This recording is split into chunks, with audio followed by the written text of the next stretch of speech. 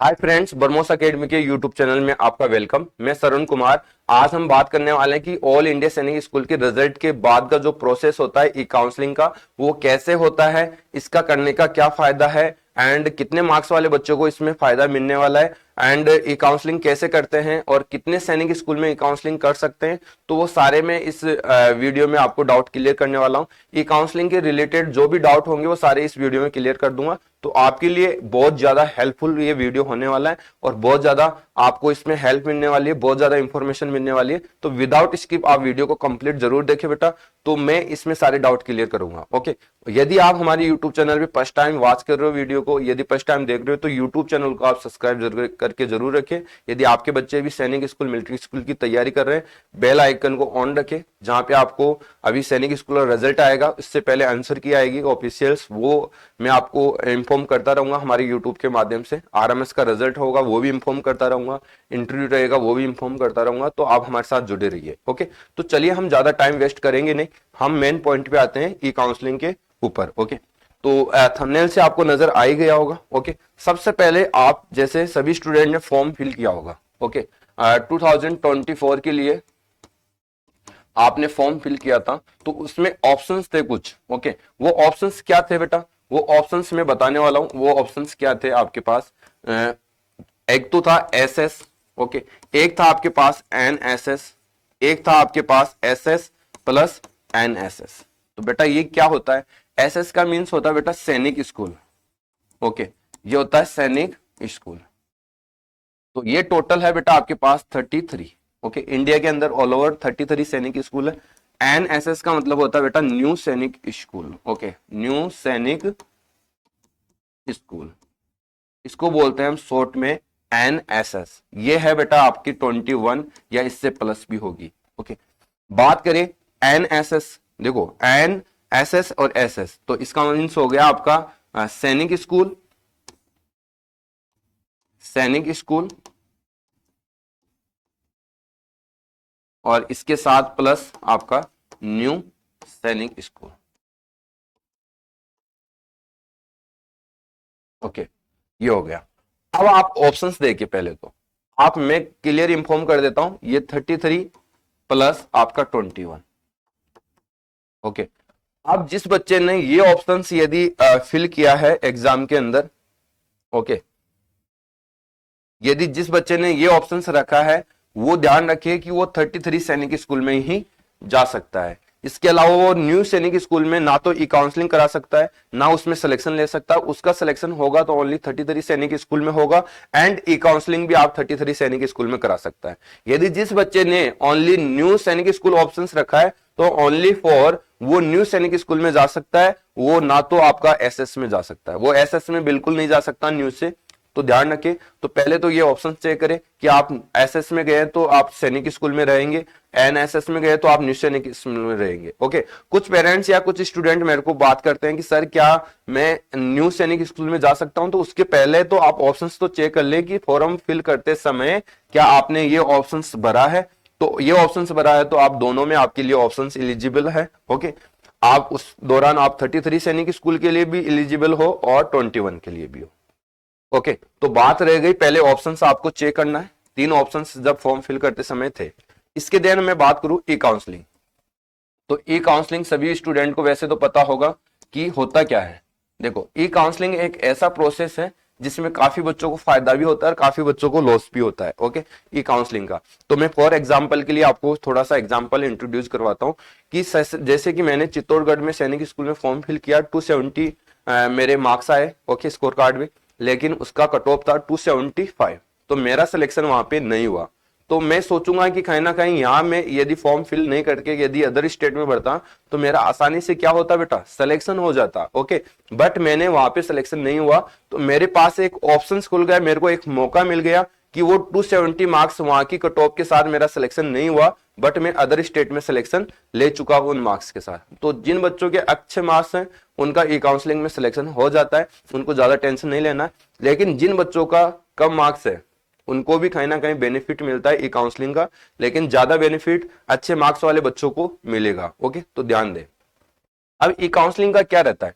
सबसे पहले तो आपने जो फॉर्म फिल किया होगा, अभी एक सैनिक स्कूल के लिए क्या होगा, ओके, अभी एक सैनिक स्कूल के लिए क्या होगा, जैसे कि कुंजपुरा के लिए क्या होगा, कुंजपुरा, तो कुंजपुरा के लिए क्या होगा, तो पहले तो सबसे पहले जो रिजल्ट आएगा आपका, ओके, रिजल्ट आने का प्रोसेस क्या होता है, पहले ऑफिशियल सेंसर की आएगी, उसकी देन क्वालिफाई लिस्ट आएगी, क्वालिफाई लिस्ट के बाद आपने जहां के लिए अप्लाई किया है वहां के लिए आपने क्वालिफाई किया कि नहीं किया वो आएगा।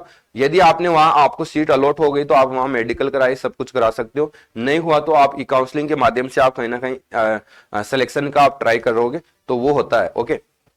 जैसे आपने कुंजपुरा में आपने सबसे पहले एक रेफरेंस रखी होगी, आपके फॉर्म में एक रेफरेंस नजर आएगी, फॉर्म फिल करते समय 33 में से एक रेफरेंस दिया होगा, चाहे वो चित्तौड़गढ़ हो, नालंदा हो, कुंजपुरा हो, रेवाड़ी हो, एक सैनिक स्कूल आपने फिल किया है, तो सबसे पहले जो रिजल्ट होगा पहले इसमें आपका ट्राई होगा, ओके। यदि आपके स्कोर कार्ड के अनुसार यदि यहाँ आपका सिलेक्शन हो रहा है तो आपको यहाँ सीट मिल जाएगी, आप यहाँ के लिए मेडिकल करा सकते हो, ओके। आप चाहते हो कि मेरा सिलेक्शन तो हो गया, जैसे कि मेरा कुंजपुरा में सिलेक्शन हो गया बट मैं कुंजपुरा में सिलेक्शन नहीं चाहता हूं, तो वहां दो ऑप्शंस आपको एलिजिबल होंगे। वो ऑप्शंस कैसे रहेंगे बेटा, आप उसमें इंटरेस्टेड नहीं हो, मैं ई काउंसलिंग के माध्यम से और सैनिक स्कूल में जाना चाहता हूं, तो आप वहां वो इंटरेस्टेड पे, नॉट इंटरेस्टेड पे आपको क्लिक करना होगा और आप ई काउंसलिंग के राउंड फर्स्ट में आप क्या चले जाओगे, करने के लिए हो जाएंगे, ओके। और उस सैनिक स्कूल में फिर से आप रिटर्न नहीं जा सकते, ओके। यदि आपने वहां का सैनिक स्कूल छोड़ दिया तो बेस्ट छोड़ दिया, उसमें फिर आप ई काउंसलिंग के माध्यम से भी नहीं जा सकते, ओके। तो ये ध्यान दे, जैसे आपने वहां के लिए यदि आपने एक्सेप्ट कर लिया तो ठीक है, एक्सेप्ट नहीं किया तो आप ई काउंसलिंग के माध्यम से दूसरी जगह ट्राई करोगे। अब मैं बात करूंगा कि कितने सैनिक स्कूल में आप ट्राई कर सकते हो, तो पहले सबसे पहले इस बात पे हम बात करते हैं। तो जैसे एसएस में किया हो तो मैं बता देता हूं, वो 33 सैनिक स्कूल में ट्राई कर सकता है, लेकिन एक साथ नहीं होगा। सैनिक स्कूल के क्या चलते हैं बेटा, राउंड चलते हैं, ओके। राउंड फर्स्ट इस टाइप से, round first, round second, round third, okay, इस टाइप से चलता है बेटा। तो जैसे कि राउंड फर्स्ट में आपने काउंसलिंग कराया तो इसमें आप कितनी सैनिक स्कूल रेफरेंस रखोगे, 10, ओके। 1 2 3 4 5 6 7 8 9 और 10। क्या होगा, जैसे आपने रेफरेंस रख दी, आपने चॉइस बना लिया कि मैं 10 सैनिक स्कूल में जाऊंगा, एंड ये भी कैसे बनाओगे वो मैं वीडियो के माध्यम से आपको टाइम टू टाइम बताता रहूंगा, जैसे रिजल्ट आएगा आप बेस्ट जुड़े रहिए हमारे साथ। जैसे आपने यहाँ पे फिल कर दिया अपने अकॉर्डिंग, चित्तौड़गढ़ आपने फिल कर दिया यहाँ पे, ओके, यहाँ पे कर दिया, रेवाड़ी कर दिया, जो भी है आपने 10 की 10 आपने यहाँ पे लगा दिया। अब जैसे आपका फर्स्ट राउंड का रिजल्ट आएगा, ओके, वहां राउंड फर्स्ट का रिजल्ट आएगा, डिक्लेयर होगा, ये काउंसलिंग करने के बाद वो लॉक हो जाएगा, लॉक होने के बाद आपका उसका रिजल्ट आएगा। जैसे रिजल्ट आएगा तो वो काउंसलिंग करेगा, पहले तो आपकी जो आपने फर्स्ट रेफरेंस रखी उसमें देखेगा, यदि उसके अकॉर्डिंग आपके मार्क्स के अकॉर्डिंग उसमें सिलेक्शन हो रहा है तो वहां सीट अलॉट कर दी जाएगी। यदि आपका नहीं हो रहा तो दूसरे राउंड में आएगा, तीसरे में आएगा, चौथे में आएगा, ऐसे 10 राउंड में आपका वो चेक कर लेगा कि इस मार्क्स के अकॉर्डिंग यदि यहाँ की कट ऑफ बन रही है वहां के लिए सीट अलॉट कर दिया जाएगा। उस सीट को अलॉट करने के बाद यदि आप उसको एक्सेप्ट करते हो तो वहां के लिए आपका मेडिकल होगा, डॉक्यूमेंट्स वेरिफिकेशन होगा एंड आपका सिलेक्शन फाइनली वहां होगा। यदि आप 10 में किसी में नंबर आया और आपको लग रहा है कि मैं इसमें इंटरेस्टेड नहीं हूं तो आप उस दौरान उसको एक्सेप्ट नहीं कर सकते, एक्सेप्ट मत करिए, दूसरे राउंड के लिए आप काउंसलिंग करा सकते हो।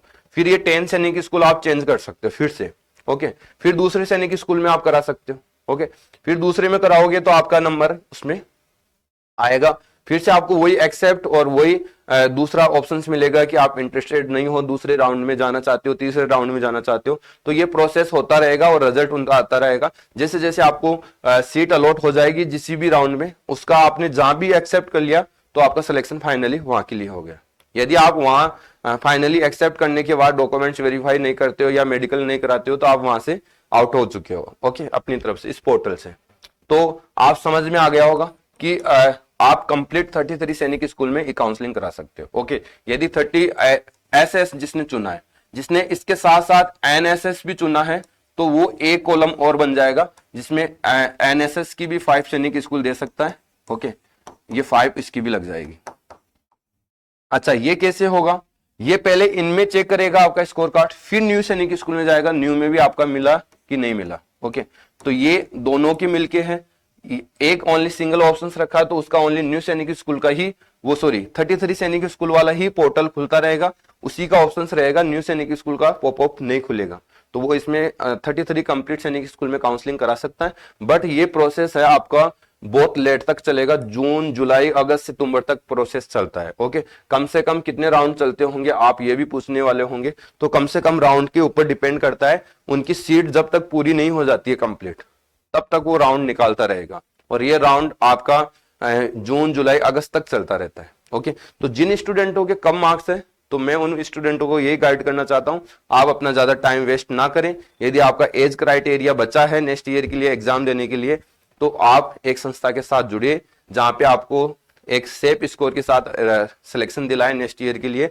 तो ऐसे ही मैं आपको इन्फॉर्म करना चाहता हूं, ऐसा ही हमारा एक फाउंडेशन है जहां पे सैनिक स्कूल की तैयारी कराई जाती है, और रेजिडेंसी है, हॉस्टल है, कोचिंग है, स्कूलिंग है, तीनों के तीनों 7 बच्चे के होते हैं और कोई टेंशन नहीं आता। यदि जो बच्चा 200 अप है उसका सिलेक्शन श्योर 2025 में बिल्कुल होने की पॉसिबिलिटी बनती है। तो आप भी हमको हेल्पलाइन नंबर पे हमारे कॉल कर सकते हो और एडमिशन की क्यूरी हमारे साथ शेयर कर सकते हो। ओके, और एडमिशन की डिटेल्स आप हमसे ले सकते हो। आपको एक हमने मौका दिया है ताकि हमने काफी बच्चों को सिलेक्शन दिया है। पिछले बैच में भी हमने 30 स्टूडेंटों में से 22 स्टूडेंट को सिलेक्शन दिया है फाइनली। तो आप भी हमारे साथ एक बार यहाँ विजिट कर सकते हो, देख सकते हो। ओके, मेरा गाइड करना है। ओके, अब आपको मैंने सैनिक स्कूल की ई काउंसलिंग का सारा प्रोसेस समझा दिया। और ये ई काउंसलिंग का प्रोसेस कब आएगा बेटा? पहले ऑल इंडिया सैनिक स्कूल का क्या आएगा? ऑल इंडिया सैनिक स्कूल एंट्रेंस एग्जाम का पहले रिजल्ट आएगा। ओके, पहले रिजल्ट होगा, इसके देन आपका क्वालिफाई लिस्ट होगी। ओके, इसके बाद आपका होगा बेटा क्वालिफाई लिस्ट के बाद स्कोर कार्ड होगा। स्कोर कार्ड होगा। ओके, स्कोर कार्ड के बाद आपका स्कोर कार्ड के बाद इंडिविजुअली सैनिक स्कूल अपना एक सिलेक्शन देगी। जो फर्स्ट आपने चॉइस रखी है उसमें यदि आपने सिलेक्शन हो गया, कौन बच्चा उसमें एक्सेप्ट करेगा, कुछ बच्चे एक्सेप्ट करेंगे, कुछ अनएक्सेप्ट करेंगे, ताकि वो फर्स्ट राउंड में काउंसलिंग में करके दूसरे सैनिक स्कूल में भी जा सकते हैं। ओके, तो इस प्रकार का ये पूरा प्रोसेस होता है जो टाइम टू टाइम मैं आपको इंट्रोड्यूस करवाता रहूंगा हमारे यूट्यूब के माध्यम से। और आपको कौन से ऑप्शन से एक्सेप्ट करना है, कौन से रिजेक्ट करना है, कौन सा आपको सैनिक स्कूल चूज करना है जिससे बेनिफिट आपको मिले, वो सारी मैं डिटेल्स आपको बताता रहूंगा। ओके, बेसिकली आपको कोई डाउट नहीं रहा होगा ये काउंसलिंग का कोई इसमें। ओके, बाकी मैंने अच्छे से आपको एक्सप्लेन किया है, आप फिर से उसको रिकॉल करो और समझिए। ओके, तो मेरे को दीजिए इजाजत। ओके, फिर भी आपका कोई डाउट है तो कमेंट बॉक्स में जरूर आप टाइप करें। ओके, मेरे को सजेस्ट करें कि आप सर इस पे एक वीडियो बना के हमको जरूर दें, ताकि हमारी ये क्यूरी है, ये डाउट है तो मैं जरूर बनाऊंगा। ओके, तो जय हिंद, जय भारत।